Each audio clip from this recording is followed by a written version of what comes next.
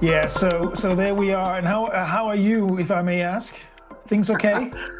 Yeah, I'm okay. I'm going to Thailand on Friday, so everything looks good. When you're going somewhere, I'm rushing around a bit like a blue-ass fly, as we would say in Australia. I'm not quite sure what that means, but that's a colloquial term for being busy.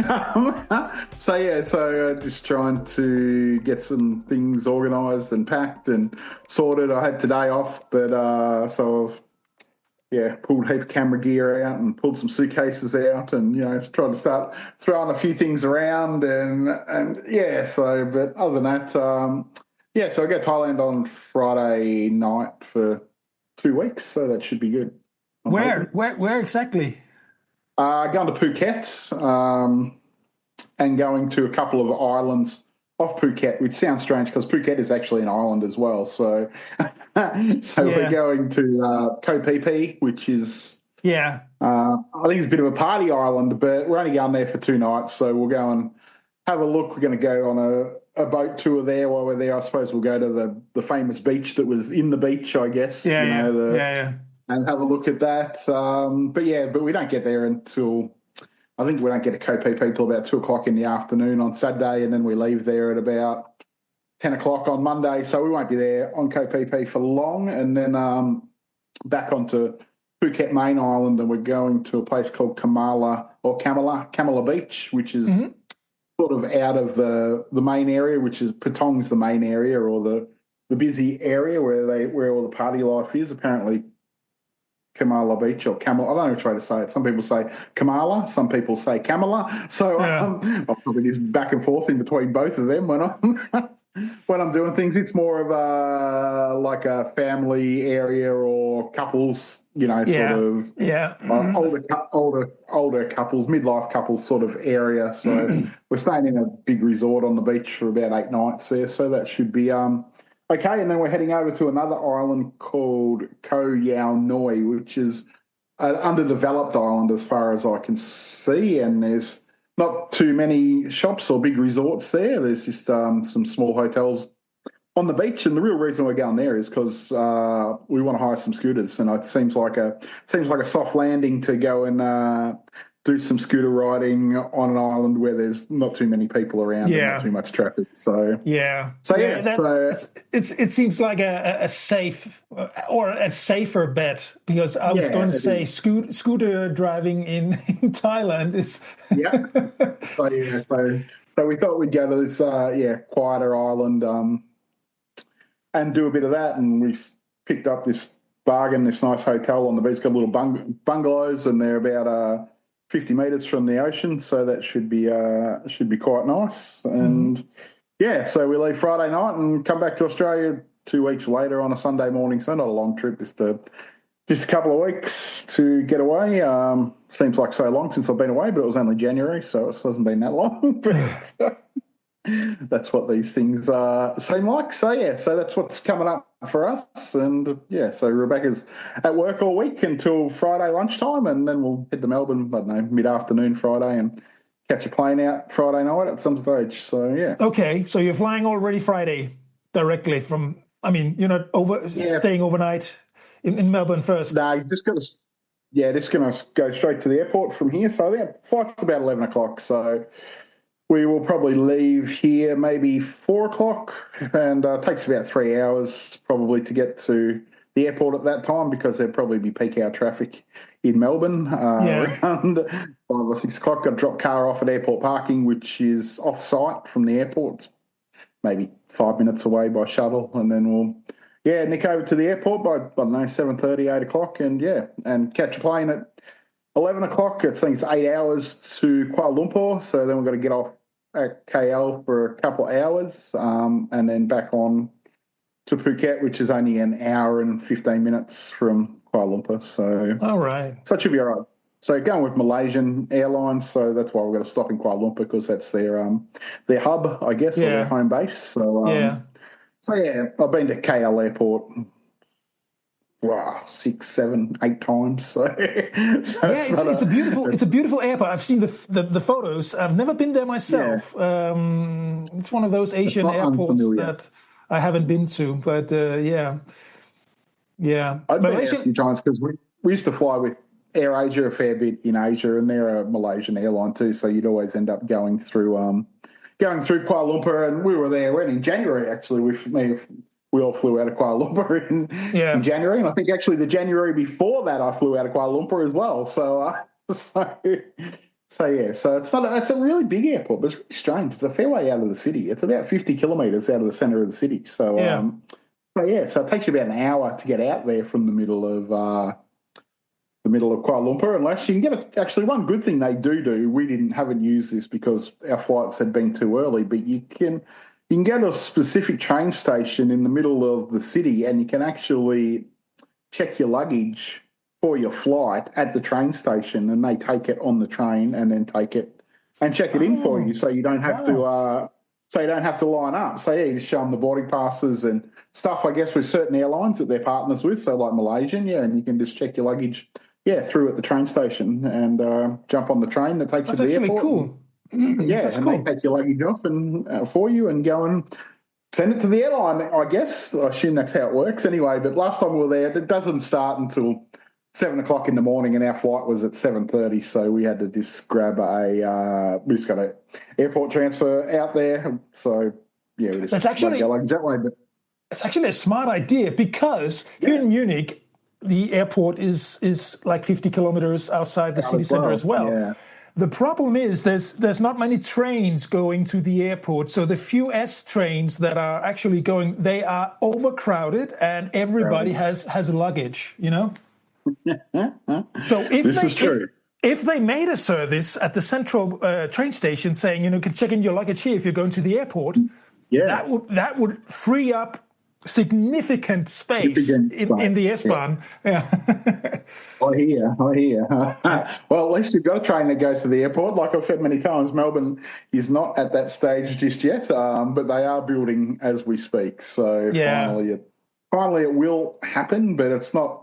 It's really not going to be direct. It's going to go via one station in the western suburbs somewhere. You don't have to change trains there, but it will stop at one station on the way out somewhere apparently. So, Yeah. but that's life. It's better than nothing, I guess. So. Yeah. Yeah. Yeah, yeah. Speaking of trains, I went with my son to Denmark last week, and we had the we had the great fortune of going up to Denmark in less than 10 hours, which was Oh, really wonderful. Munich to getting picked up by my mom in Denmark. It was 9 hours and 55 minutes, and that was just perfect. beats As usual, driving. as usual, we paid for it on the way back because there Yeah, was like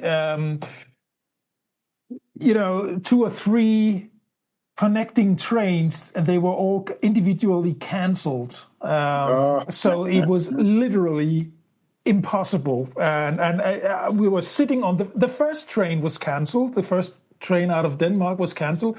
That was the new because the Czech railway, they have made a new connection from Copenhagen over yeah, northern Germany through Berlin and down to Prague, which is new wagons, new carriages. Everything is new and shiny, and we were yeah, supposed to go with that from Kolding, from the southern Jutland, where we were supposed to board, and then over to Hamburg, where we would yep, change trains to go directly to Munich. And this Czech train, the second day of service was cancelled. It was this past Saturday. So already there we were, challenged to how do we get, from here to Hamburg to get the next train to Munich. And it was all chaos. Small regional connections we had to use, yeah, and then we boarded. My son and I, we boarded the wrong train to Munich, So instead of taking less than 6 hours, it took almost 10 hours. It was an ICE train, but Yeah. it was going over Bremen, Cologne, Düsseldorf, It was Stuttgart, going the long way around. the long way around. I'm telling you, man, we were it in total, door to door. It took us almost 18 hours instead of You those seen it went 10. on a tour of Germany, didn't you? Yes, it was just boy, and I don't know. It's just every second time we have something booked with Deutsche Bahn, Yeah, it just goes goes wrong. wrong. Yeah. So yeah, but I know compared to elsewhere in the world, we should be, I guess, we should be happy with the train system that we have. It's better than what they, for instance, I just read an article that in the US, there's literally only one fast speed connection, and it's on the East Coast, Yeah, and that's what they have. The rest yeah. is Well, we don't have any, so yeah. actually, we're building one at the moment between Melbourne and not Melbourne. I think they're building one between Sydney and Newcastle at the moment, which will be. I don't think it's going to see how it goes, and then if it goes well, they'll stretch it to start building towards Brisbane one way, and then I'll start building towards Melbourne another way, I guess. Yeah, I think the big problem is with building fast rail in Australia, I guess, is the population and the size of the country. I guess Yeah. there's only 30 million people. In a country that's really, really long, I guess, and big. So how do you invest billions of dollars, and how long does it take you to recoup them billions of dollars, especially when airfares, I guess you would say, at times are relatively cheap and probably would be cheaper than what the train would possibly be over that sort of distance? Because I'm guessing, Melbourne to Sydney would be 10 hours. Well, it's on a train at the moment, it's 12 hours to go from Melbourne to Sydney on a normal gauged train, which might go 120, 130 Yeah. kilometres. I guess even if you double that, it's still 6 hours, I guess, to get there. And I guess the issue is getting into the city. There's no room to build, I guess, a dedicated corridor just for a fast train that doesn't really stop anywhere except, in the very centre of the city. So how do you then find that land, I guess, to build a dedicated line in and out of the city for fast rail, I guess, unless you go above ground, above the lines on above ground train tracks. But yeah, I guess so. That's probably one of the big problems, I think, is there's no dedicated, like, even if you catch a country train in Victoria, say catch a train from where we are, which is 220 kilometres out of Melbourne, like, there's not even dedicated lines into the city for country trains. Once you get to the edge of the city, you move on to metro train lines, which means then you've got to reduce the speed to like 60 kilometres an hour or whatever it is in the city that the metro trains do. So in the end, it probably takes you an hour or more to get from the outskirts of Melbourne, like, into the centre of the city, whereas if you had a dedicated train line where your trains were doing the 120, 130, like, all the way into the centre of the city. But that's just one of the big problems they've got is how to find the dedicated land to run a fast rail right into the centre of Melbourne or Sydney or, Brisbane's probably not so bad because it's not quite as big. But, I guess finding a land in cities with populations of 5 or 6 million like Melbourne or Sydney probably proves a little bit costly, and boring underneath them from 50 kilometres would certainly be just as costly. Because I know That's the Melbourne's thing trying about to do that at Australia. the moment. It's really a continent, isn't it? I mean, it's not just a country. It's not just a big island. It's a continent, and that's what people forget. The distances are so vast.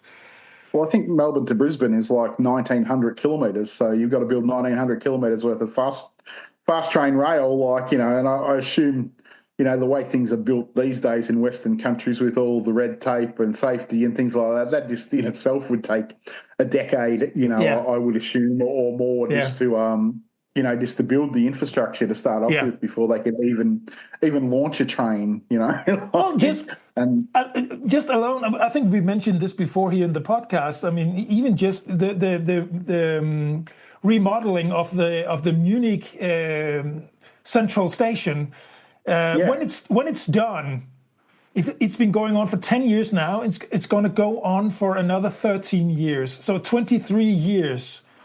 there's one like that in Frankfurt, isn't there, that they've been building for about 25 years, I think. It's the same thing in Frankfurt. It's the same thing in Stuttgart. They just cannot speed it up, and it's because of all the things you said. Worker safety, regulations, and the current, the already existing train stations, and the traffic has to continue. So they can only slowly dismantle and move traffic to the new places. It's the rewiring of fire systems and data cables and everything it took 2 years here in Munich.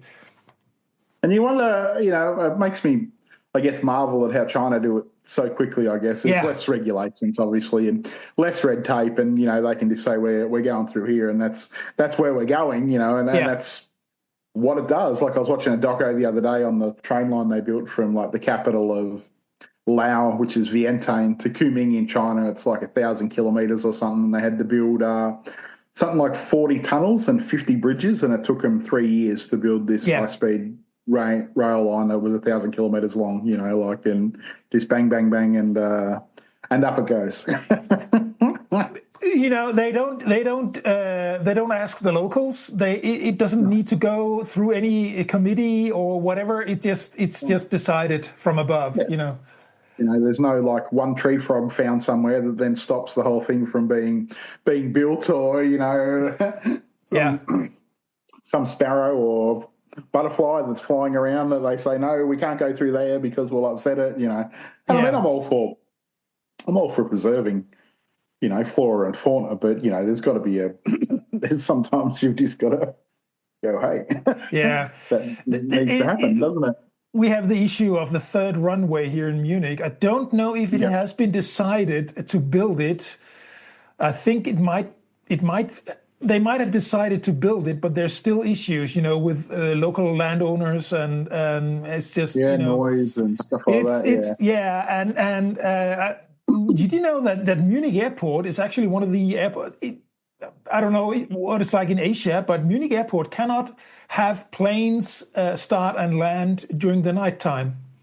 Oh, okay. Because of local legislation, because of the noise. So I think it's around midnight. It shuts down until 5 o'clock in the morning. Okay. That's just. I know Melbourne are in the process of building a third runway. I think it's not they're doing it now, but it won't be complete for another 3 or 4 years. But actually, I don't know whether you can fly in there. Well, I know planes. I've been on planes that have taken off after midnight there at 1 a.m. So I guess they can. And I've been on planes that have landed there as early as 4:30 a.m. So I'm guessing there's no probably restriction then in Melbourne if that's the case. I don't know how they do it, because if a plane is delayed, I guess they do make exceptions, but as a general rule, they just you cannot buy a slot during nighttime. I don't know. Like Melbourne's busy, they reckon, but I doubt it's. Well, I don't know. I doubt it's as busy as Munich. It might be. I'll look that up after we get off here and see which airport's busier, I guess. But I don't know. So because it's not, I guess being Australian, I don't think there's that many. Well, there is. There's a lot of Asian airlines that fly into Australia, and there's a lot of American. Not there's a lot of American airlines because I think there's United and Delta that fly into Melbourne. But as for European airlines, I don't think there's that many that fly all the way to Australia. No. Like a lot of them peel off their customers, halfway. Like I know Lufthansa peels them off in Singapore onto, Qantas or Singapore Airlines to fly the rest of the way. So as far as I know, there's there's only, I think, BA fly all the way now. Finnair fly all the way to Melbourne, but these are BA and Finnair have only just started again this year flying all the way to Australia. They used to both off-haul in Singapore as well. And so other than that, I don't really know any. Turkish, but they're sort of halfway to Asia anyway, aren't they, really? Like, I know they fly. It's funny because all the way. Finnair flying directly to Australia. Is that Melbourne? Yeah, Melbourne and Sydney. So but Finnair is okay. So they, well, it's got to be like an 18-hour flight or something. Yeah, well, they've got to tie up. They're tied up with Qantas. Like Qantas wet leased, like about 10 or 12 of their planes, sort of coming out of COVID, and now because they've got real issues with the blockage of being able to fly over Russia, like because they can't fly over Russia anymore.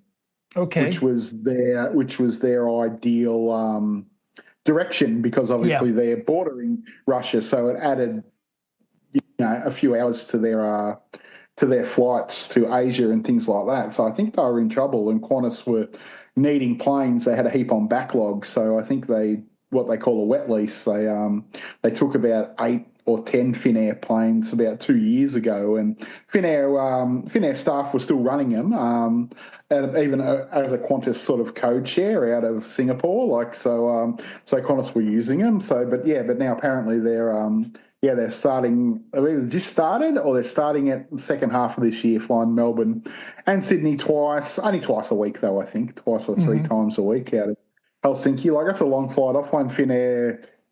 We went through a stage there where we flew Finnair about 3 times in a row going to Europe. Not bad, just another airline really.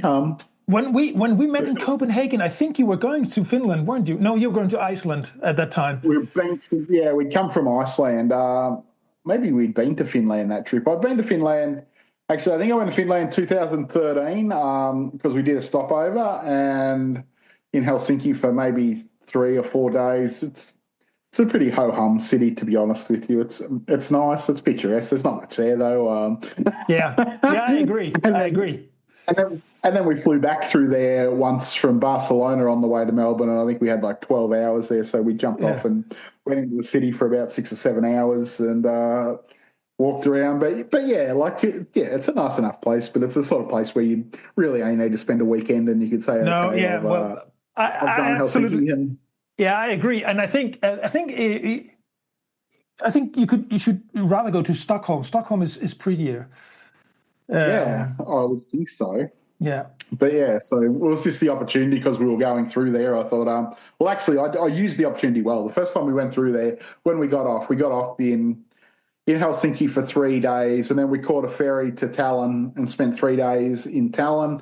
And then I caught a bus from Tallinn to Riga, and we spent 3 days there. And then we had to fly back to Helsinki to catch our onward flight to Paris. So I actually used it pretty well to go and see a few other cities around there. So which was quite good in the end. I really liked Tallinn. Was beautiful when we went there. I don't know whether you've been to Tallinn in Estonia, but 13 years ago when I went there, it was a fantastically really nice old town area, really nice city. I don't know whether it's still like that these days, but always a place where I'd really like to go back to Tallinn. So you definitely should because Tallinn is one of those.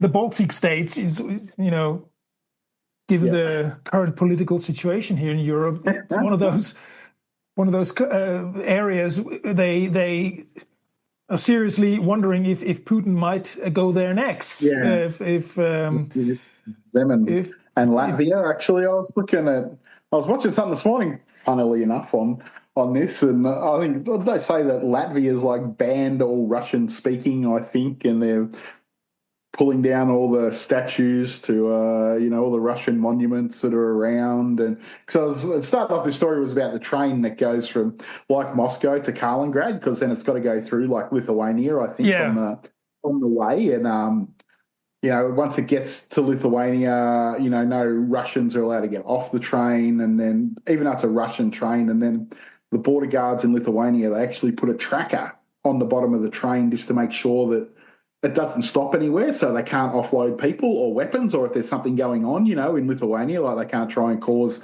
any uprising, the Russians. So, so this tracker, tracks the train all the way through Lithuania to the Kaliningrad border just to make sure that the train is not stopping anywhere in Lithuania.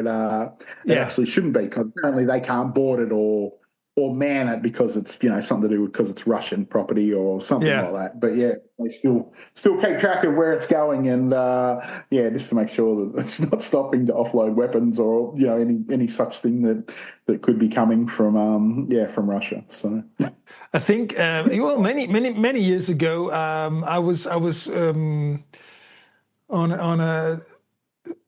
traveling for work, and I was traveling through all three Baltic states within a week, and I was going by train, and it was sometimes it was old Russian carriages. And it was quite a bit of a history lesson for me, to see these,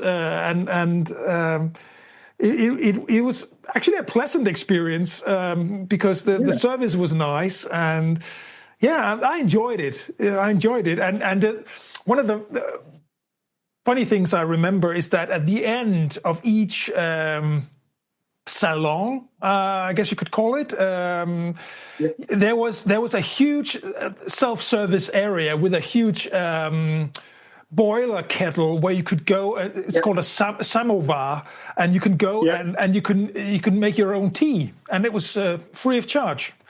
Well, they do that a lot on Chinese trains as well, because they eat a lot of noodles, a lot of ramen.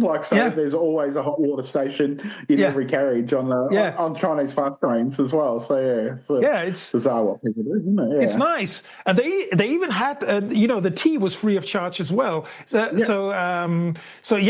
was nice. I hadn't seen that before, so it was a bit of a funny thing for me to see. I would actually like to go to Kaliningrad. Actually, I'd like to go to Russia. Once it all clears up, obviously, I've probably said one of my big bucket list things is to go from Beijing to Moscow on the train. So but things have got to. Well, it's not that things have got to change. You can go in there as an Australian still, you still get a visa, but that's the money situation that's hard. You can't take money out of the ATM, so you don't really want to be carrying $5,000 or $10,000 cash around in your in your backpack in case you lose it or you get robbed. Really nowadays, getting your passport stamped, in Russia, who knows where in 5 years later, what will that give you? What kind of issues will you have? That's it. It's just the uncertainty is just even now, because I was just reading this morning, the FIFA World Cup series are starting in a couple of weeks, and tourism in the US is tanking. People are not coming. People are not booking tickets. People don't want to go there, and even I, as a Western European citizen, I don't know if I want to go there, because what might happen? I wouldn't say issues, but I speak up, politically, and I'm not always, I'm hardly ever in favor of the current administration, and I don't want to justify myself when I want to get into the US. Of course, I mean this is. That's just that I'm not even sure they would let me enter. So, well, that's it. I don't even know what the. Whoa, that was a bit bright there for a sec. Sorry, I'm just wandering around as I'm speaking to you. I don't even know what the actual requirements are to get in to the US anymore. They seem to change all the time. Have they brought in that bit where they were wanting to scrape your social media? Is that still happening, or is that happened, or? Apparently, it's still the case that you need to present your social media 5 years back. Really? Because I've never had any desire to go to America. I mean, I'm not saying one day I may not, but yes, I've never actually looked into what the what the requirements are. I know you have to, pre-apply for a TSA or a visa or whatever they require beforehand. But yeah, other than that, I'm really unsure what the actual requirements are for an Australian to go. Yeah. You think they would be friendly with us because we're, supposedly friendly with them, but you never know, do you? Sorry, I'm just in the process of chucking some vegetables in this pot here as I talk to you at the same time. I've got a roast pork cooking here in the air Oh, that fryer. looks good. Yeah. So I just had to put some veggies on. Okay, now I'm back. Where are we? Restart the air fryer and away we go. Yeah. I'm unsure what it'd be nice if you could just enter the country, but if that happened, then they'd probably have a lot of people entering to do crazy things. Yeah, what you could do, I don't know if they screen people going in from Canada. They probably do, but you could easily get into Canada. I guess it's even part of the Commonwealth. So for you guys in Australia, that would probably be easy. And then from there, you could you go in through Vancouver or something and go and then drive down. I guess. But I don't actually know if you can. I don't actually know if you can go anywhere these days without actually, not a visa, but without doing like the pre-entry app that most places have. I think you have to do one. Even have to do one to get into Europe now, I think, don't you? As an Australian or anyone outside has to do.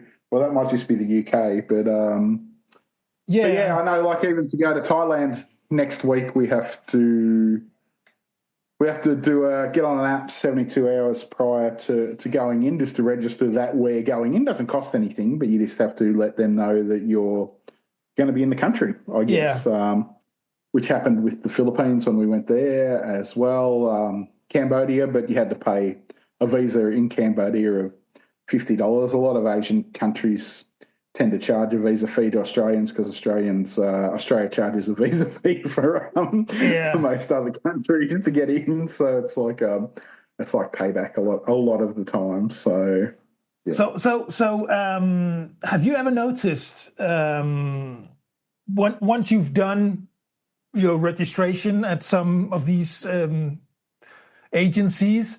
Have you ever noticed if you have a bump in spam mails afterwards? Because sometimes when I've used some of these services, my amount of spam mail goes up, and I reckon what they do is that they sell your data, your email address.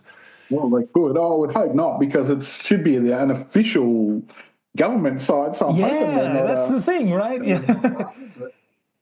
I guess they could be, but no, not really. I don't actually check my spam folder often until it comes back and I can see it's got like 2,000 or 3,000 in it, and then I just go goodbye. Yeah, most of the time. But yeah, so yeah, it's well, actually, China, you don't have to tell them you're coming; you can just roll up.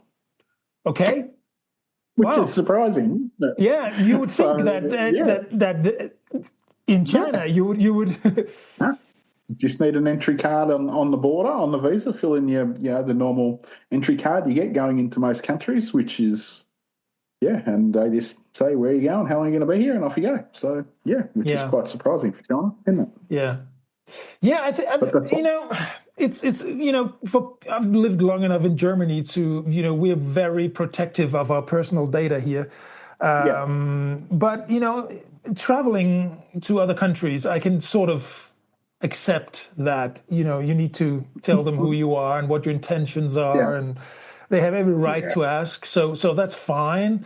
It's just the general sharing of data with agencies and Germans are very, very, very reluctant in that regard.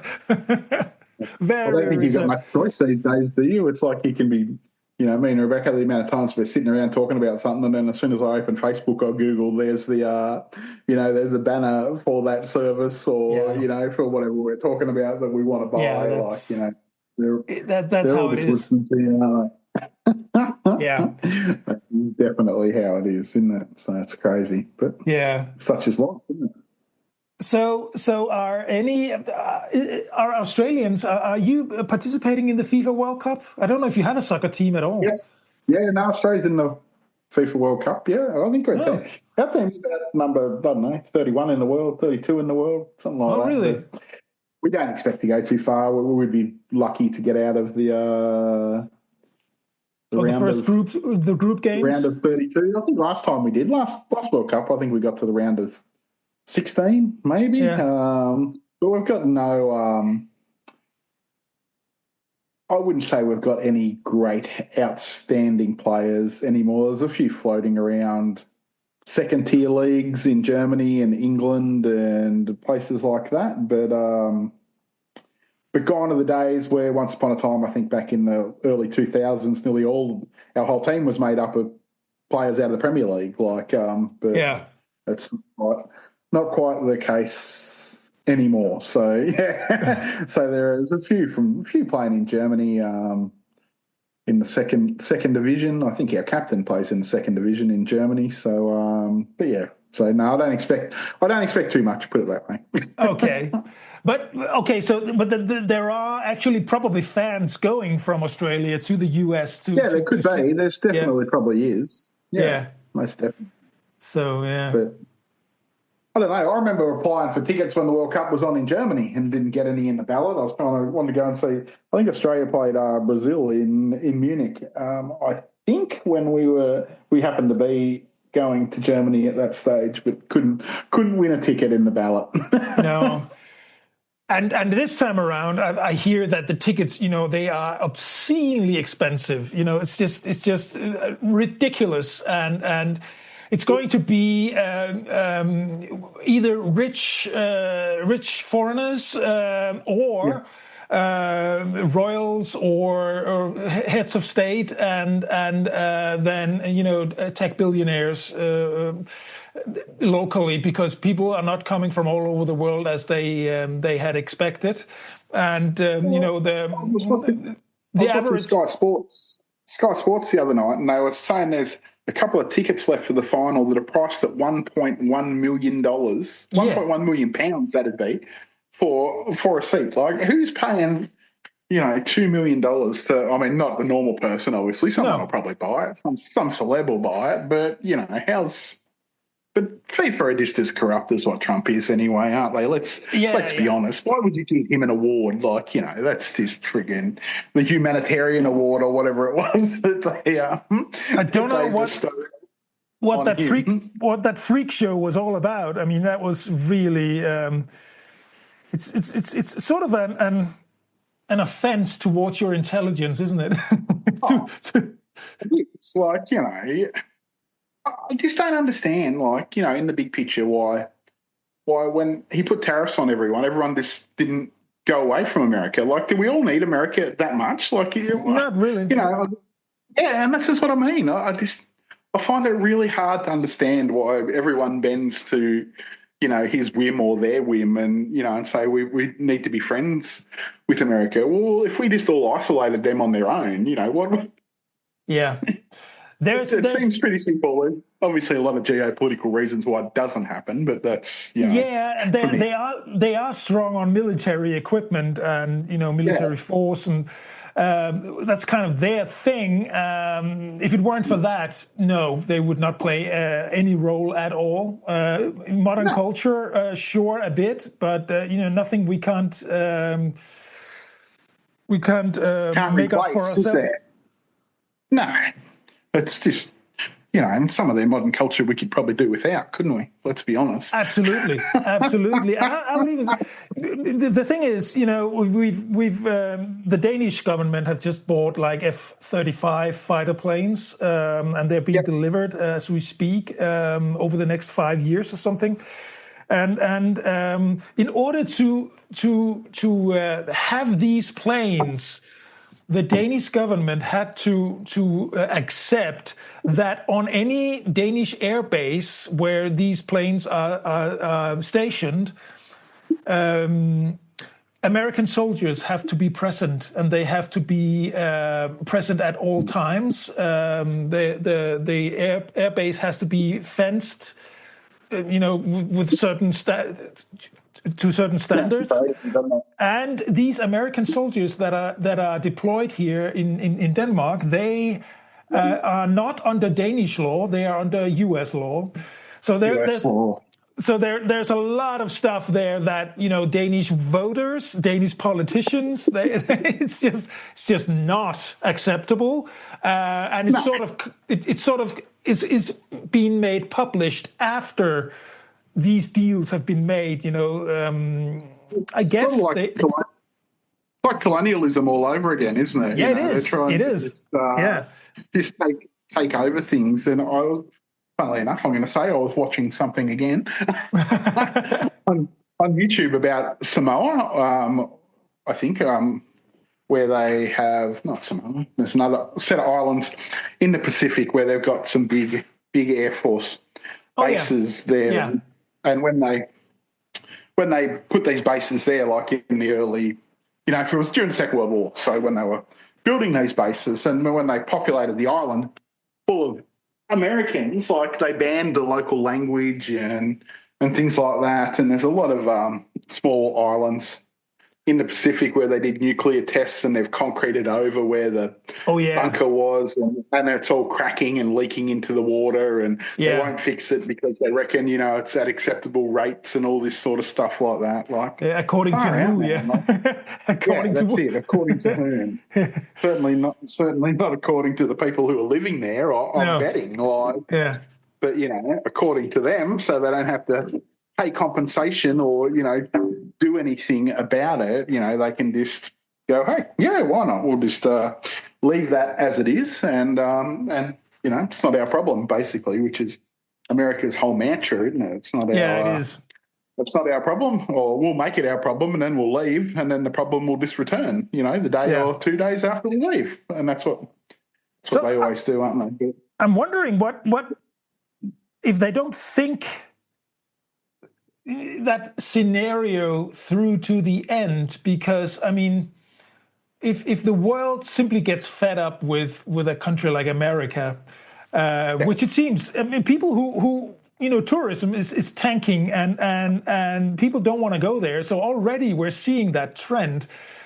Don't they think this whole thing through to the end and say, if we don't sort of get along with the rest of the globe, where do we see ourselves in like 50 years? I don't think anyone thinks like that. Think that far. Or do they just hope that everything will go back to the status quo once Trump is out of office in 2 years? Or we've just got to get through this phase and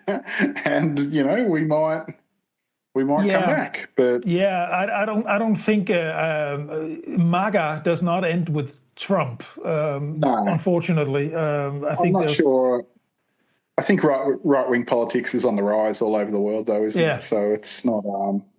In Australia, it's probably starting to be on the rise, and the only reason it's on the rise everywhere is because our governments don't listen to what the people want. This is my view. That's exactly right.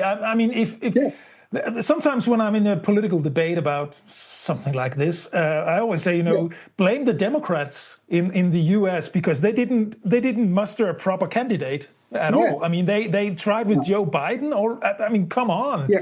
And then Kamala Harris, 100 days before the election. Do a proper job. Find a proper candidate, and then speak in layman's terms. Talk to the average person. Talk to the workers. Do stuff like that.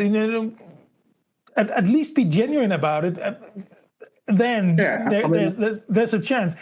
Otherwise, it's going to be right-wing politics, as you say. That's it. Look, I sometimes think that people vote for right-wing politicians more as a protest against the government who's in power than to actually, I've been thinking about this seriously because we'll have an election in 2 years' time or in a year and a half's time, and our government, they're just doing things for themselves. So I think, well, should I vote for the right-wing party? Because I know they won't get in power, but just, if they had a certain majority, or not a certain majority, but a certain amount of the vote go their way, would that then wake up the major parties in Australia and go, well, okay, maybe we need to start listening to what, the people want instead of doing what we want to look after our jobs and to look after our future, and things like that. So, it's a real it's a real quandary because one of the big right-wing party in Australia is called One Nation, and they've been going for 20 years, but have had very little traction in 20 years. But the last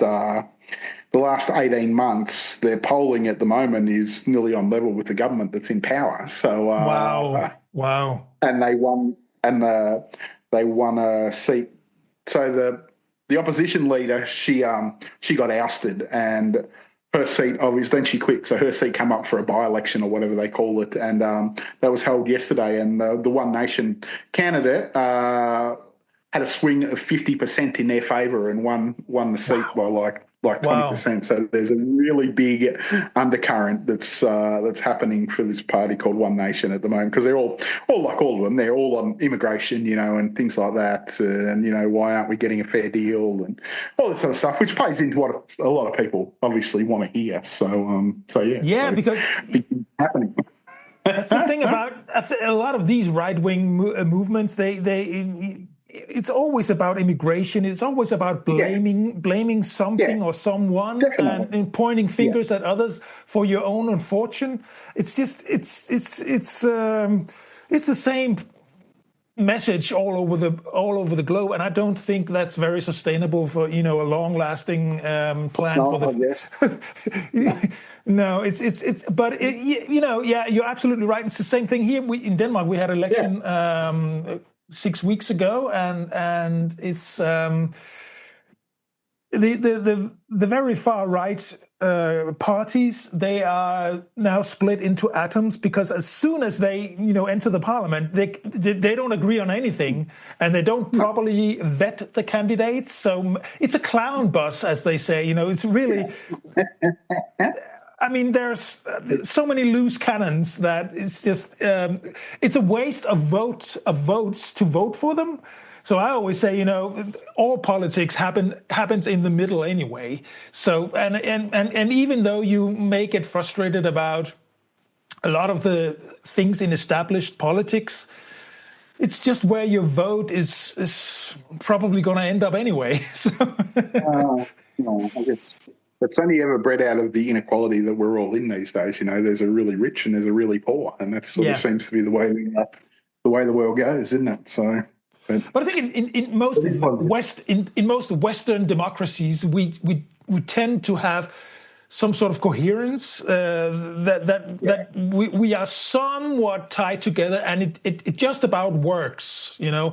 Sure, there's inequality and sure there's frustration, but we don't want it to be like in Africa or in Asia or even in Russia. I mean, they're just it's just ridiculous. That's it. Yeah. So you don't have to turn into a dictatorship, do you? So no. Oh. Anyways, Mark, it's been about an hour now already. I think we've been out of the habit of talking regularly. Now you're going to travel again. When are you back? 2 weeks, you say? Yeah, so it'll be 2 weeks, 3 weeks until we can probably pod again. So and we'll get on board. I think I'm back on the 15th or something. No, I'm back on the 31st. So any time after that, we're okay. Great. I'll have to look into, because I've been getting some messages about people wanting to promote our podcast, but I think it's scam. It's scam. I need to look into it and see what it is. They claim to have data that we're on the rise. I can't find that data myself. Yeah. I can't confirm it, but. I'll have to look into it, and then no worries, anyway. Say hello to the family, anyway, say hello to your family too. I will, and safe travels, my friend. In a few weeks. Yes. No worries, buddy. See ya. Bye.